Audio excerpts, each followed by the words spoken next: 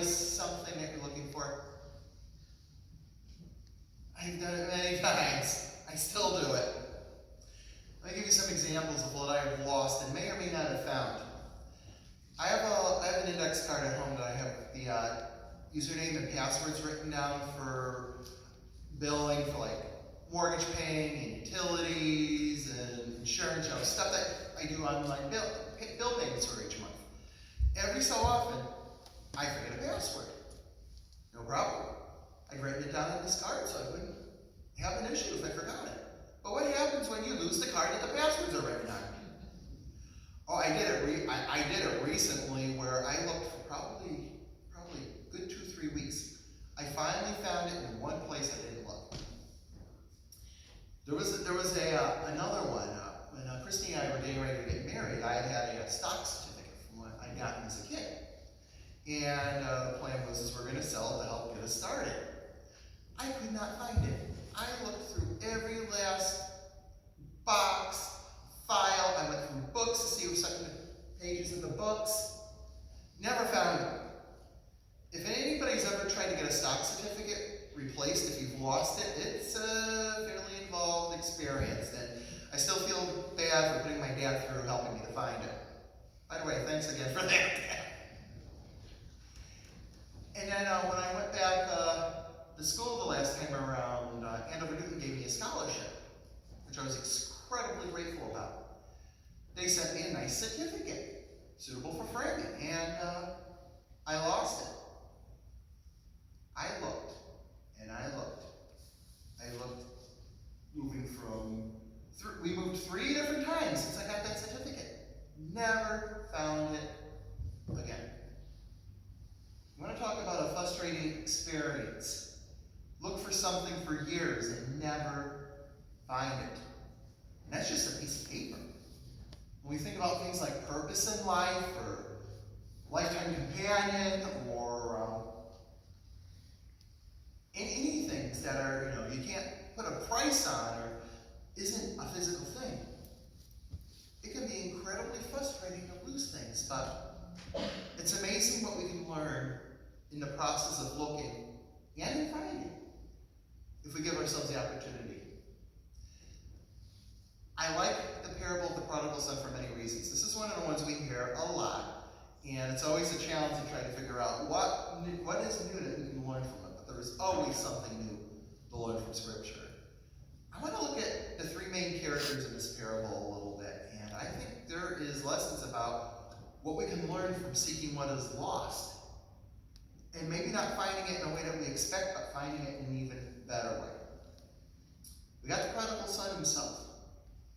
He's the younger brother, and basically due to his time and culture and how business and inheritance worked during his time and place, he was always going to be the number 2.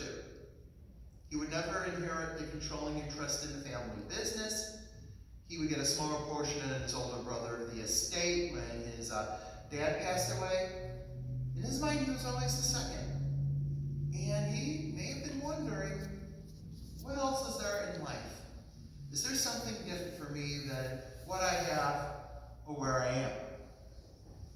He decides to go out and look for it in the world, but he gets off track. He takes the amazing blessing of his inheritance early, and he squanders it. He goes far away from his family and his friends, and ends up surrounded by a group of people that are only going to be there for him until the money runs out. He finds that he's lost everything that he's ever worked for in life. His money, his friends, his family. He's stuck working a dead-end job that doesn't even allow him to survive under the worst possible conditions. What he forgot to do, though, was to start looking right where he was, because he may have found the answer already there. You have the dad, whose whole life is about taking care of and providing for his family and his 2 sons. I'm going to guess by the way the story's told that the mom, his wife, his partner, is no longer around. So his whole life are senior and junior. He loses one, he still has another. He doesn't know what to do other than to keep looking, knowing that somewhere out there his son was. And hopefully someday he would see him again. Then you got the older brother, the faithful brother, the one that was always there, the one that never left him. This is the one that worked like a slave for his dad. This is the one that stayed at home when the other one went off to explore the world. He's the one that sat there every day and watched his dad looking out, waiting for the younger brother to return home. And he's frustrated beyond belief.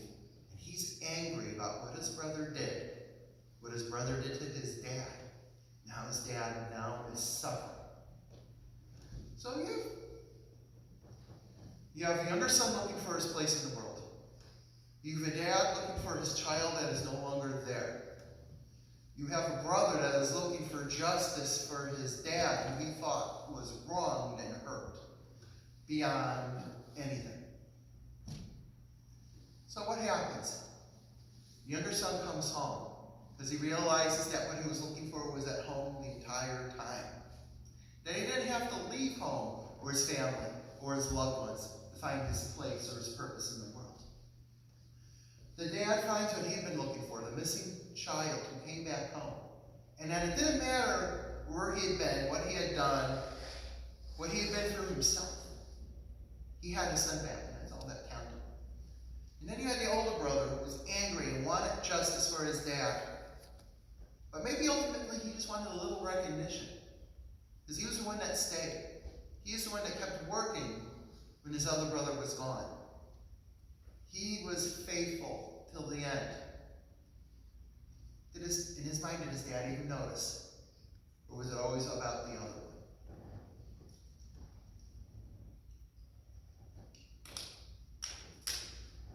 I feel like in one way or another, I can have a little bit of identifying with each of these three characters, and I want to use the things that I had lost as ways I was able to do that.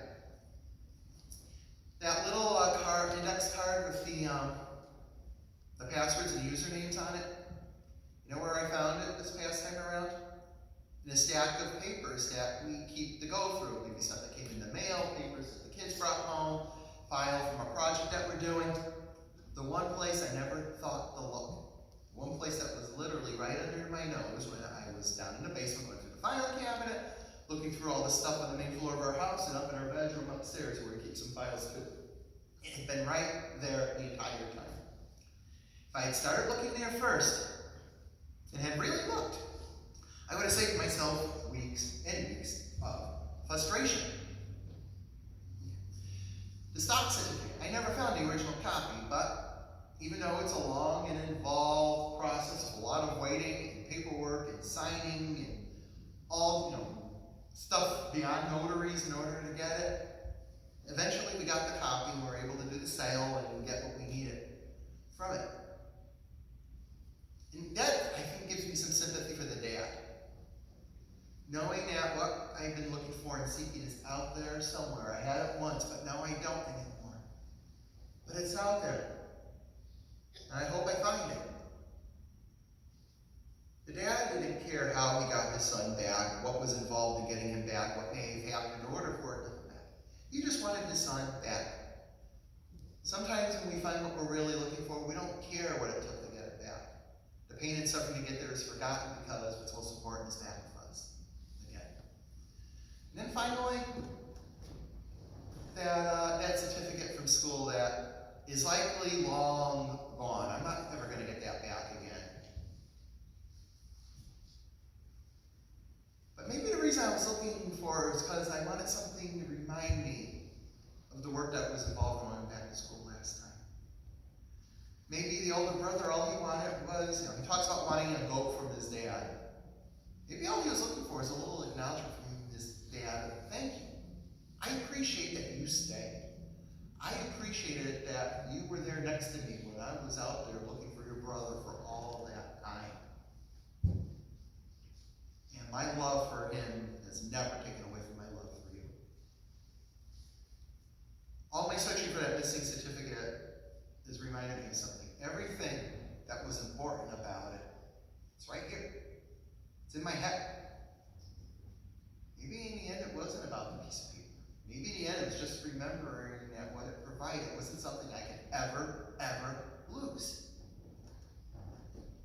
And the brother ultimately did get the appreciation and acknowledgement from his dad. His dad affirmed him on the end, and that's maybe what he was ultimately looking for. His dad told him how much he cared, how much he appreciated him, and that everything here is yours.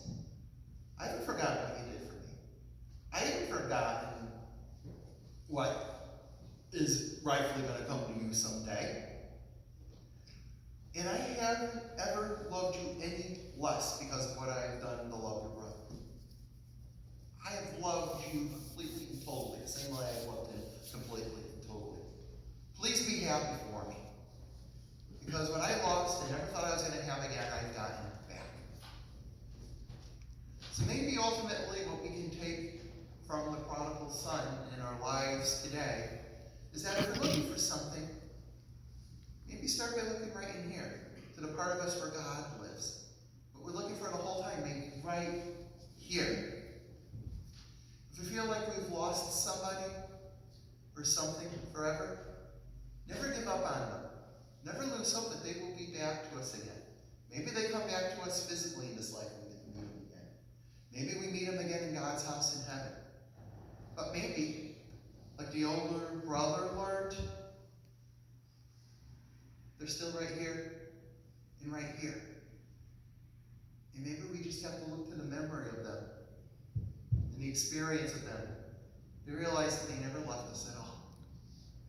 Maybe what we thought was lost was never lost. But maybe the amazing grace, what was lost will be and has been found. And maybe, and even if we don't think we'll ever see it again, we will. Until we see it or them, they're right here. They're out there. The same way that God is right here. May God bless us all as we continue to seek and find. Our closing hymn is number 204, Rejoice, the Lord is King.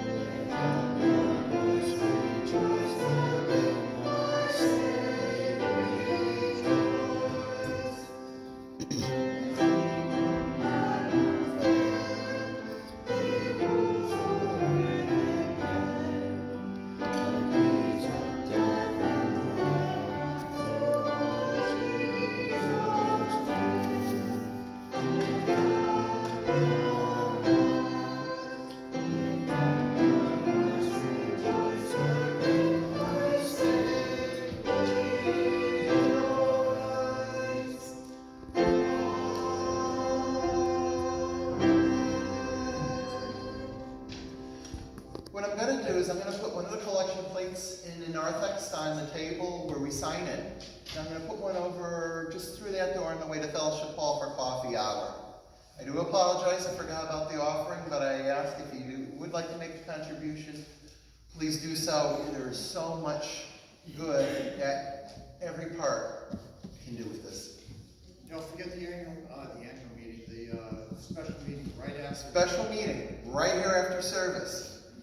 And remember, as your reward for staying, there's coffee hour afterwards, and there's some delicious looking things under tinfoil. I can't wait to find out what they are. We will find out as soon as the meeting is over. But as we go forward this day, if we're looking for something in life, start looking right in here. Because the same God that lives in our hearts will guide us to wherever we need to go, to find whatever we need to find, and give us wisdom and love along the way, now and forever. In Jesus' name, may God bless us all until we gather again. Amen.